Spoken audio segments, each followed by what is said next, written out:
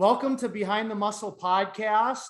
Today's guest is an IFBB pro bodybuilder and HD muscle athlete.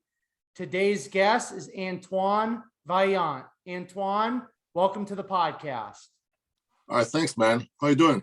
I'm doing awesome, dude. Like I said before I hit record, thank you so much for taking some time to jump on the podcast. I like to kickstart the podcast with two questions for all my guests. The first one is, who are a few of your favorite bodybuilders of all time? Well, when I started bodybuilding, I would go, even before I started, I would go on bodybuilding.com to that was the original website back then for information. And there was a message boards there. And then there were pictures and articles, and I would Google search, just bodybuilders. And I remember Kevin Levrone, I really liked him. The way he looked, and just, I don't know, even his stage presence was good. Dornier, just because of his backstory, that he was this mysterious guy in the UK, just training in a dungeon and beating everybody. I've liked also a lot of the guys from even Dennis Newman. I really like it first. I don't know who he is. Yeah, just bodybuilders I could relate to, and just of course Ronnie Coleman is everybody's top, one of the top five. But if everybody knows of everybody, but it was mostly these guys, right? And I was watching the DVDs Battle for the Olympias, and with Lee Priest and Chris Cormier, Flex Wheeler, all these guys, and it was already they were already all at the end of their career, because I started bodybuilding in 2003, and I was 14 years old, and yeah, so back then they were all kind of at the end of their career, right? And Dornier was already retired, and Ronnie was I remember the first magazine I ever saw was the 2003 Mr. Olympia review with Ronnie, who won, and Jay was there, Gunter, Dexter Jackson. So all these guys were the people I knew that were at the top of the bodybuilding world. And then it's funny because I started bodybuilding. So how it happened is that I was 15 years old, and then I saw I was 15 years old when I started bodybuilding. I started training before that at home, just doing push-ups and curls with the old York barbell, dumbbell made of cement. I don't know if you remember those. And then I saw these bodybuilders. I was like, shit, I want to look like that. And then I learned that doing push-ups wouldn't cut it. So and I wanted to compete. So I joined the gym. And I told the owner, the first day I show up there, I told the owner, he said, "What's your goal?" He said, "I want to compete," even before I ever trained in the gym. So he made me a 3-day split program. I would do 3 days on, 1 day off. And then I competed a year later at 16 years old. So that's in 2004. That's how I started. And I just wanted to, since I'm a kid, I wanted to be strong, I guess, and just improve myself. Because I guess a lot of people start training and becoming strong because they're something's we're lacking in their lives, and they just want to fill that void, right? And for me, back then, training just did that. I was I felt like I wasn't really worthy or I was feeling scared, and I felt that the only thing I could control is how strong I am physically, because it's the only thing I knew, right? Because I watched movies with Arnold, with Stallone, with Van Damme back then. So I was oh, that's what I'm supposed to be like. So that's why I started training. I think I was doing push-ups at 9 years old, and just doing sit-ups and doing more body weight stuff, I guess. And I would just want to be a strong man, I guess. For sure.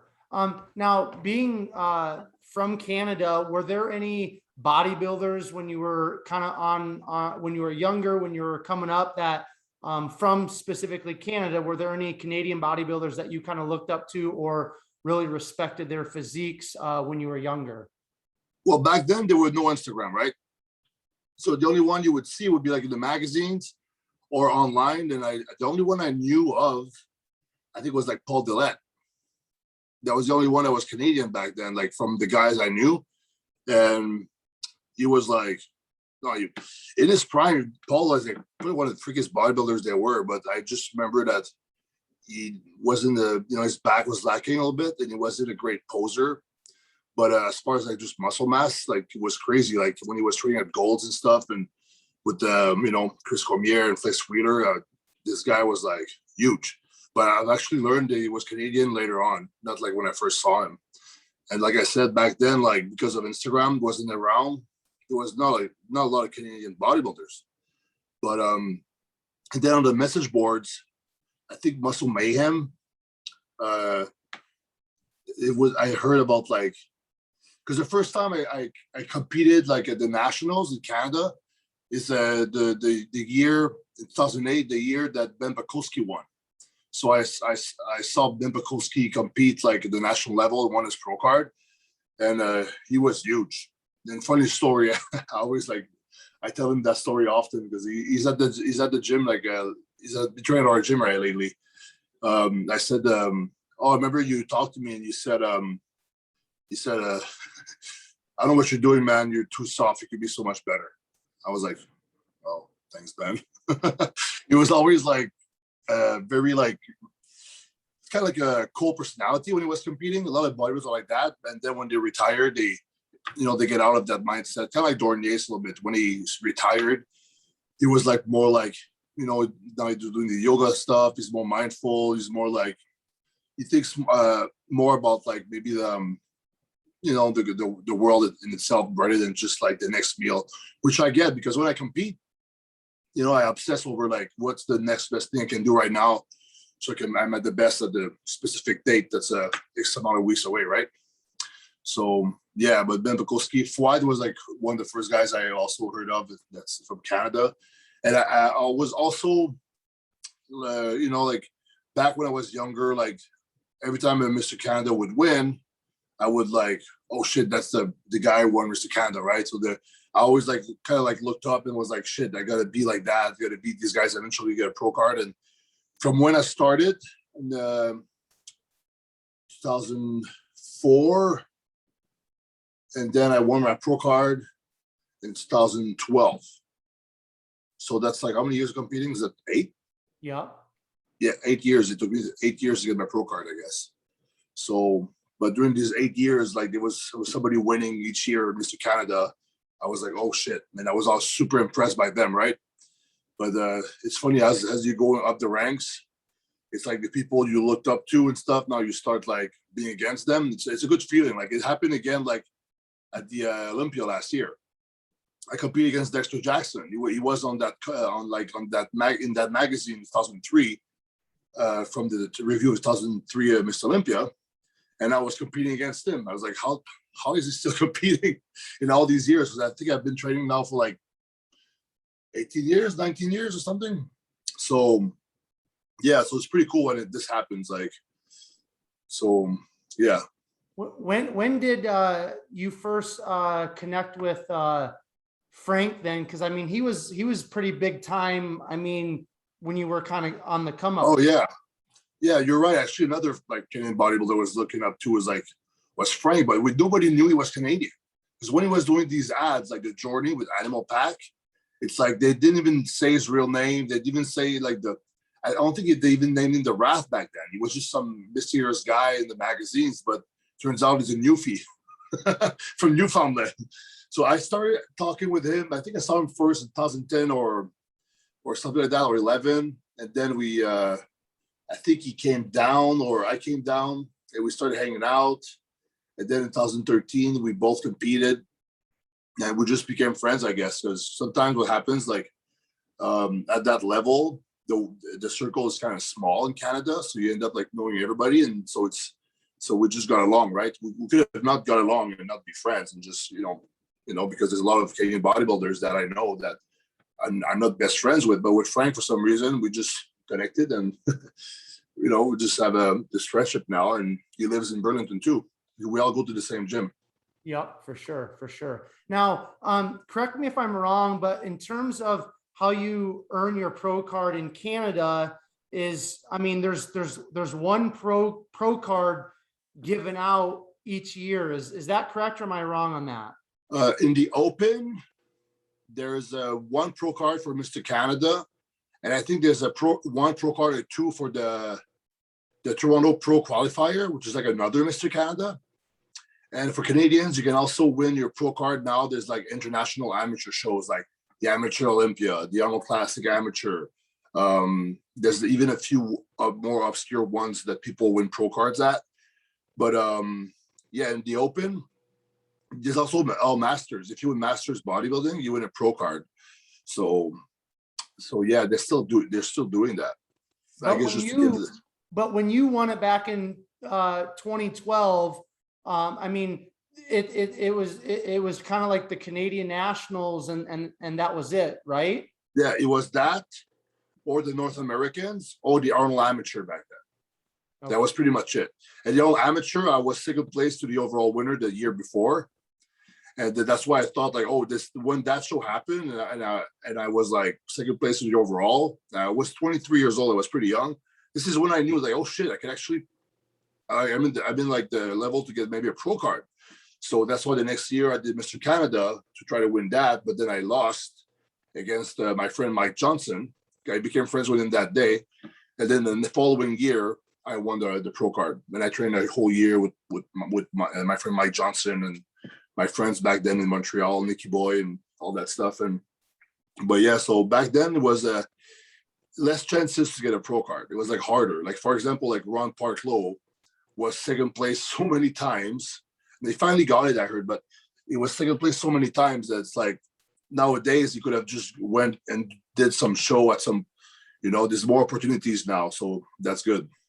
For sure. Now, would you touch on kind of some of your setbacks? I know, again, you've been on a lot of different interviews in your own social media, but, you won your pro card, and I was reading on your website just to kind of prepare a little bit for our conversation today, Anton. After you won your pro card, you kind of mentioned on your website, you kind of had this downfall with partying and stuff. Would you just kind of touch on that, and then touch on, 2017 is the last time you were in rehab, and then just kind of talk about that transition in terms of your comeback, please.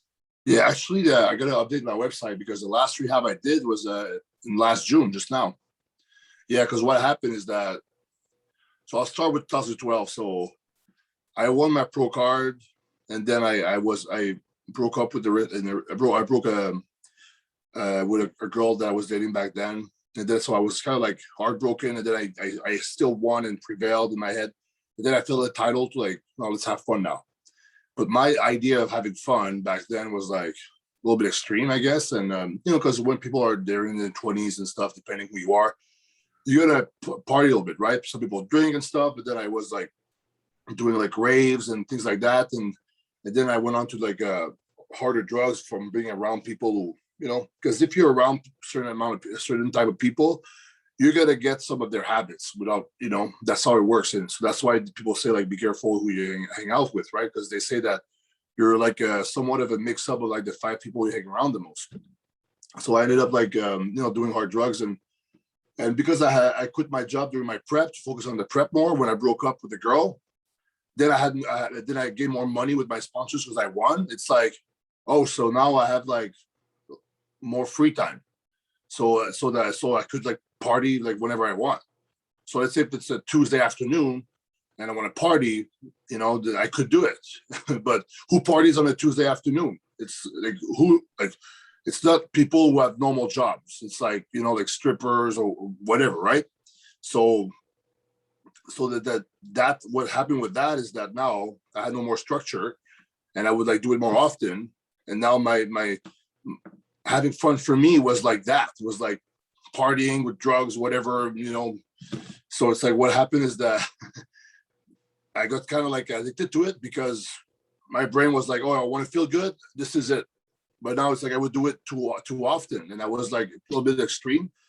There's a part of it is like, just like your personality, I guess. And I guess some people would say it's also like genetics, but I think it's a mixture of the two. And also because when I was younger, I was feeling like just unwell all the time, like always kind of scared. So that imprint stays with you your whole life. So then at some point you find something that makes you feel really good, your brain registered that. So to hide that part of yourself, to like kind of like mask it and just counteract it, but then that's a slippery slope, and it was. And so after that 2012, I just like at some point I just couldn't stop. And then all the way up to like 2014, one of my friends died. Like he overdosed like he was found dead on Christmas Eve, pretty much that year. So I was like, okay, party's over. And then I was like, I'm stopping, whatever. There's even a video online about that on my YouTube. But then 3 weeks later, I kind of like used again. So it was like my first relapse, I guess. So so then in 2015, I did my first rehab because I moved to Toronto thinking I would like, oh, it's Montreal the problem, but then problem like I was just new to all that. I didn't even know that. I thought I could stop it by myself, but then I had proof after proof that I couldn't. At some point, I was like, okay, rehab is the way I need to go. So I did my first one, and I did a total of 5. And the last one was like last June, because during the COVID time, I stopped doing my recovery meetings, the stuff I was doing for recovery, and then I tried like drinking normally again, which I could, but. And then the obsession of so let's see, like, when you're obsessed with a show or just obsessed in general, it's like a train on a rail track. So, and because the obsession was going super strong on that show, once the show's over, if you hit the brake with a car, you stop right away, right? But if you hit the brake with a train, the train doesn't stop right away. So I just kept going, and with that kind of like mindset of like being frantic a little bit about obsessing over things. And then because I had no recovery that was strong, is like I fucked up again after the Olympia. But then it only lasted like, I would say, a month of like trying to stop by myself, try to control it. And then I was like, shit, I guess I gotta go to another rehab again. And that's why I did that. But then since I came out June 30th, I've been perfect. I never felt so good, but because I'm also doing my recovery every day, like the most important thing is that every day right now. But if you put recovery first, after that, everything is like first class. But everything you put over recovery, you have a chance to lose. So if I was, for example, meet a girl that's like, and I put her more, I give her more importance than my recovery, and then the recovery like becomes less important. But then this is what gives me everything anyway. So that's why now it's going so well, because every day I wake up and I say, okay, today, what can I do to be self-aware, to introspect, to be a part of my recovery. So that's what happened. So yeah, that setback was annoying. So I had like the main setback in my life was that, and it's gonna be like I'll have to deal with that forever, because the brain just you can rewire the brain up to a point with because of neuroplasticity, but you can't turn an addict and make him use like a normal person. It's never been done before. And people who do it, it's like they're never really well and like kind of feeling good about it anyway.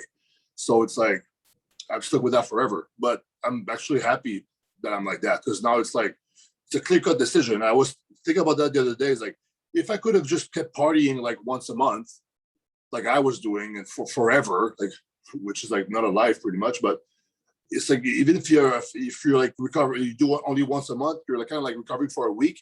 That's 12 weeks a year. That's 3 months of your life that you're not 100%, that you're just like recovering per year. 3 months per year you're recovering just from partying once a month. So like now it's like I have 0 of that.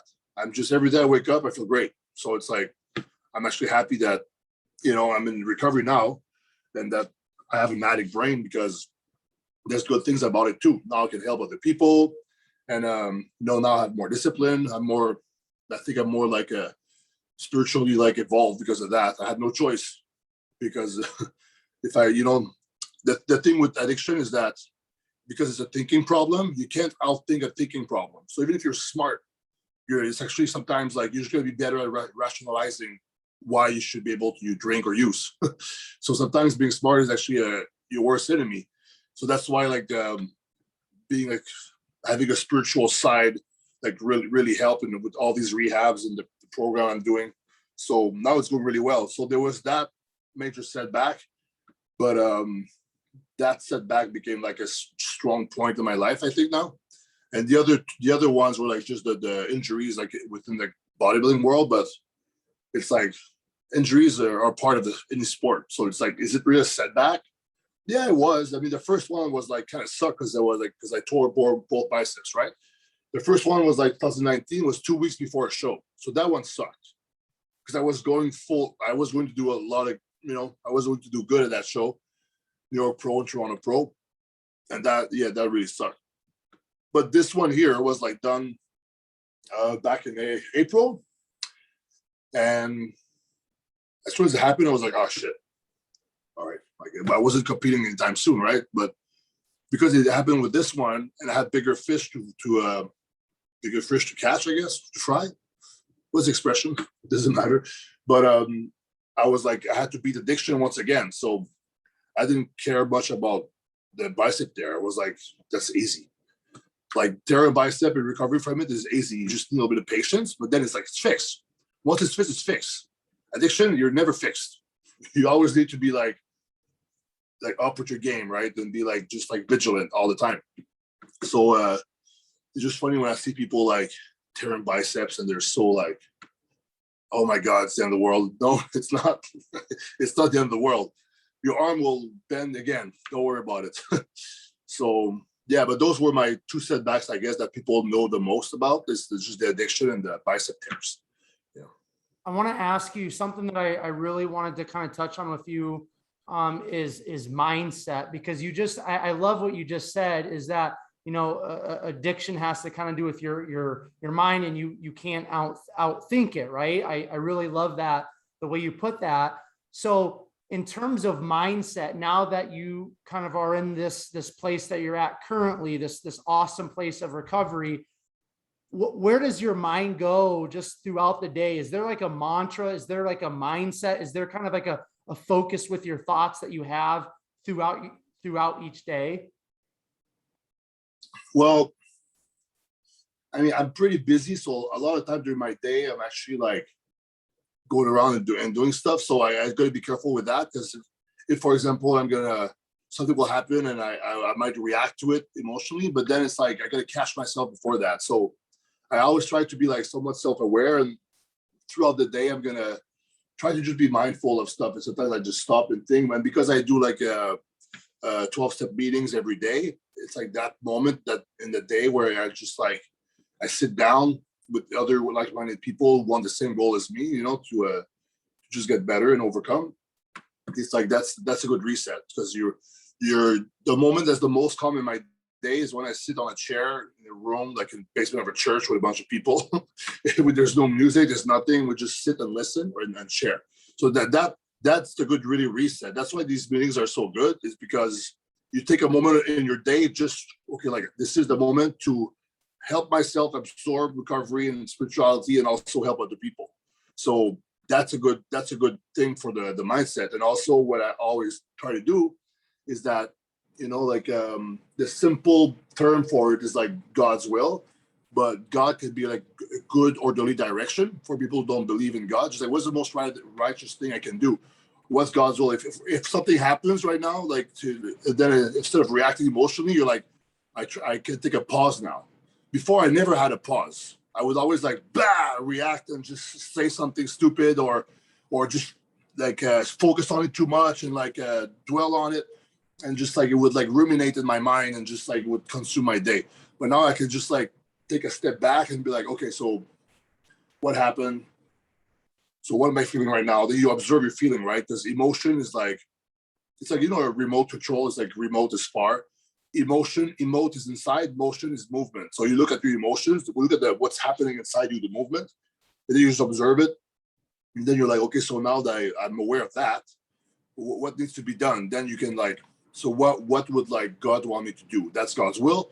Or you could say like, what would like, I don't know if you have a superhero or something, like what would Superman do? What would Jesus do for people who are religious? So it's like, what's the best thing I can do? What's the most righteous thing I can do? So that pause allows me to like think about that. So I could just sit there. Okay, so the best thing for me to do is that.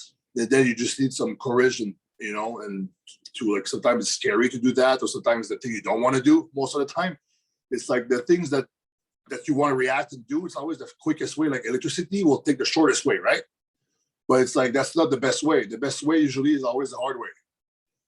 Usually it's like everything that's like that will make you proud of yourself usually is something that's hard to do. So there's a reason for that, you know. So that mindset like of God's will and just like taking the time every day to have a balance, because yeah, I train a lot, you know, and then I think a lot. I have lots of social interactions, but what about the spiritual side?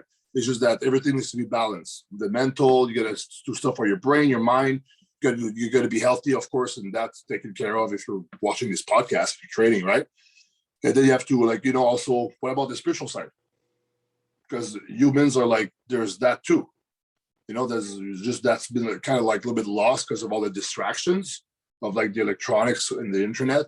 But before all that, if you go back like thousands of years, like the indigenous people, like for example, like in Canada, the native people, they were so much more advanced spiritually. Maybe they didn't have like guns and shit like that, but spiritually they were one of the most advanced, you know, humans there ever was. But now it's like we're becoming disconnected with that and connected with something else like the internet, which is good for a lot of stuff because it keeps you like information is now like shared, so that's great. But like, what about like connecting with like, I don't know what you believe in, but that, because everybody is like, spirituality should be different. You can get inspired by a book, but ultimately it's like everything is personal. So that's why like in the program, we say a God of your understanding or higher power, because some guys fucking higher power was gravity the other day. It was like gravity. Some people's like could be like a dead relative or something, right? Some people like it's Jesus, whatever. But that's personal. It doesn't matter what the fuck it is, as long as you have one and you use it. But that's kind of the mindset I have. And also another mindset is I always try to just push myself. You know, I always try to improve myself, see where I fail and just like try to fix that. But also while doing all that, because sometimes when I feel like it's like if I feel like I'm never good enough, and that goes back to like me being 9 years old. But now this is still there. So I just got to be like, okay, yeah, that fear of not being good enough pushed me and made me a champion. If you look at the things I've done in bodybuilding, I guess. But if I always feel like I'm lacking something, it's like I'm in that frequency of lack. I'll never be happy. So how can you fix that? Well, yeah, I always have room for improvement, but I'm grateful at the same time. So it's like, so you add gratitude and that mindset over everything, it makes everything more enjoyable. Because you're like, for example, like the bicep tears. I sell my legs. You know, you know what I said with when I tore my left one, like within the first week, I was like, oh fuck, at least it's my left one this time because I'm right-handed. Last time was my right hand. Try doing everything with your left hand. Have you tried wiping your ass with your left hand? Try it next time. So now it's like, oh shit, it's actually my left that's like messed up. So I can actually do stuff with my right properly. So just having that positive mindset of gratitude, it's like, it's good. And also just accepting things that you can't control. If you gratefully accept everything that you can't control, you're gonna have a great life. A lot of times like you create conflict within and you create your own suffering by being so angry or emotional about something that you can't even control. Like what's the point? You're just making yourself suffer. So I guess gratitude, acceptance, just God's will, just like always pushing myself and try to be self-aware and try to balance in my life is like kind of a mindset I have right now. But I always want to do more too, which is like I said, stems back from fear of not being good enough. But it's good if you know about that comes from fear, right? Because anything you do out of fear is not good, but you can channel that into something positive. You know, but you're going to be self-aware and be, you know, not let it like affect you in a bad way, like suffering, right? Like you see all these girls, like they do all these surgeries and this and that, or guys that will never be like, they will feel skinny and they're like fucking 280 pounds ripped, or they will always feel fat or something, or they always feel inferior to somebody else. They look at Instagram, oh, this guy has new shoes, I gotta get these shoes because then they feel bad at it. It's like, come on, man. It's like, that's not like, what's important is like, you know, the basic stuff. And once you have the basic stuff, you know, anything after that is like bonus. And so there's always room to being grateful. Always. Like even when I was like, because I lived in a shelter for like a month, like 2016, I was like, fuck. And I was upstairs in my own little room, but there was people sleeping in like in a big place with all the beds. I'm like, oh fuck, at least I'm not down there. Right? And at least in a month, I'm out of here. So there's always like a silver lining to everything. But of course, sometimes you don't give a shit about that. I can say that right now because I'm feeling good today, this morning. But if fucking shit would hit the fan, I would probably not be as positive. But this is when you take the pause as soon as possible. You take that pause, then you think about all that. So this is just a little bit of the mindset that I've been having, and of course doing that while having fun.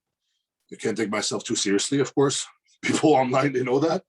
But even in real life, I always joke around and stuff. But I try to be transparent like that online and in real life. And thank you for touching on that, Antoine. I know we got to kind of wrap things up here. I do want to ask you just about, last year you got to step on the Olympia stage for the first time. Just kind of wrap up that experience for yourself. Just wrap that up, kind of touch on that for me, if you wouldn't mind. Yeah. So I remember Jay Cutler told me that it's your first Olympia. Enjoy it to the fullest because you only have one first Olympia. I'm like, yeah, I'll do that. But because everybody who competed at their first Olympia, they were always stressed and telling me not to stress, to enjoy it fully, because you're not gonna place awesome at your first Olympia if you're not a big name already. So I understand what they meant, but I was still stressing a little bit. So my experience was like great, but could have been better, but that was my own fault. But it was amazing, like pumping up backstage, and the pump up room they set up at the Olympia was amazing with the lights, the mirrors, and pumping up. Phil Heath is there, Big Ramy's there, and and then you're posing on stage. But it's like I was so consumed by everything, and it was hard to be like in the present moment. And I had pauses that I was like, oh, this is cool, but it's like there's always like, okay, do I drink a sip of water? Where's my coach? This, that. It's like you're always like trying to be at your best at the show because you don't want to make a fool of yourself, right? And but overall it was a great experience. But I want to go back a second time next year to have a better one, like like with a better mindset, because I was like, I was like probably in a mental relapse already, because it's like a relapse is not a single event, it's a progression. It probably started like at the beginning of COVID for me, when I started like slacking up on my shit. So it's like I was already in a mind, it's kind of like not the best mindset, and then and I was in a recovery. I was like taking like some prescription medications for stress, and just then you start piling up shit over another. So it's like I was not like super like myself. Let's say that, but I still had a great time. But next year I'll be way better. I'll be like a better human, better bodybuilder. 100%. I believe that for you. What is kind of the plans as you're kind of just going through on the recovery in terms of the bicep and kind of on the comeback again? What's kind of the goal for your first competition to qualify for the Olympia next year? Well, I want to do the Toronto Pro in June 2022. I think that's a good time lapse. It's probably in June, so that gives me like, I don't know how many months is that, but that's probably like over 30 weeks. And that gives you plenty of time to gain back some size. Because the main thing that happens when you have an injury is that you lose size a little bit, right? Because you can't train as hard, especially if it's like the bicep itself and every pulley movement and everything at first. Because at first you're like in a sling, right? That you can train. So I was like, so I found. Oh, what the hell? And so I was like in rehab with a sling, like just like back in June. And I was like, I couldn't train, right? I was doing stuff with one arm in the old gym in rehab, but so I lost a lot of size. But now it's like I'm not in a hurry, because last time I tore my bicep, I ate so much food. I was 330 pounds within like 3 months. I don't want to do that now. So now I know I'll be fine. So I'm just taking like a slow and steady pace all the way up to June, and gives me some time to build some muscle. And then 15 weeks out, fucking drop the hammer down for the cutting, and just cutting is easy for me. Like being shredded is not hard. So this would be the fun part. Right now it's just like it's the Groundhog Day eating meals, going to the gym. But it's like everything is like it's perfect though. It's like that. I wouldn't change a thing right now because sometimes when you were in the shitter before, it's like just a normal day. That's what my mom said because she beat cancer 2 years ago, and now it's like she said she always says that a normal day right now is like an amazing day. She's so happy when it's a normal day. So it's like, I mean, everybody should learn from that because we take a normal day for granted. So, now I'm just grateful for the Groundhog Day of eating meals, sleeping, and just hanging out with my friends and doing content and shit online. And, everything's good. All right. Last thing I want to ask you about Dorian Hamilton being a part of Team HD Muscle. What is that family, Pure Muscle gym? What is being a part of that family and in that environment? What has that done for you, Antoine? Well, the thing with these guys, they're more than just like friends and business partners. They're almost like family because I was staying with them for like after one of my after the shelter rehab one, the third one, I was staying with them and I was staying sleeping in the treehouse on the floor on the mattress, and Noah, Dorian's brother, was sleeping on the same room on the floor, and we're just like, because he was always traveling. So it's like I've lived with these people and I've been around these people like every day since 2016 pretty much. So I've known them for a long time. It's like they're part of my family now. So we were already friends and family before all that started. So now it's like they're really big into family and friendship and all these things. So they just took that mindset and those values and put them into the gym and to the HD Muscle supplement brand. So it's like it's all the same people that I love anyway. So it's like it's great. I mean, sometimes there'll be conflict like within the family, but it's easily resolved. Like when we talk and stuff, it's like, but I wouldn't trade it for anything because it's like it makes it way more enjoyable. It's like I see my friends every day. Not everybody can say that. People go to work, they see their friends at work, but they're good friends. They don't see them every day. I see mine every day. I go to the gym. Quentin, Dorian, Noah's there, Frank's there, Cody's there, like Regan's there. I mean, everybody's there. So it's fun. I mean, so it's a big family, and Pure Muscle and Fitness, the gym is like pretty much the Mecca of the North for bodybuilding. Yeah. For sure. All right, my man. Thank you so much for just taking some time out of your busy schedule to jump on the podcast. If you have any final words that you kind of want to share with the listeners, feel free. And then where can people find you on the internet? Well, I have a website, avbodybuilding.com. There's like a good calf training ebook on there if you want to go get it. But if not, I mean, in the description, I'm sure you'll put some of the information. But Antoine V87 is my Instagram. And this is, the Beer Struggle is one of my sponsors, Right Aware, Iron Bull Strength, and HD Muscle. In the description, you'll put some of that stuff too, I'm sure. So if you want to support me, just either follow or, get something that you need from those sponsors. And if not, man, just I'm just happy for the support that you guys are giving me just by looking at the shit I do and getting something out of it. So, yeah, thanks for watching or listening. Perfect. Yeah. And again, I know I just said it, but your schedule's crazy. You're a professional bodybuilder. You've got a lot going on. Thank you for taking a little bit of time just to chop it up with a guy that just has a little passion project podcast. So listeners, thank you so much again for listening, for watching on YouTube. Two huge things I would just ask of you, if you haven't done so already, subscribe to Behind the Muscle podcast on YouTube. Take Antoine's episode, share it on all your social media platforms. Make sure you tag him. Make sure you tag Behind the Muscle podcast. That's greatly appreciated. And finally, I will leave you all with this. Remember, behind the muscle, there's always a story. We'll catch you guys later.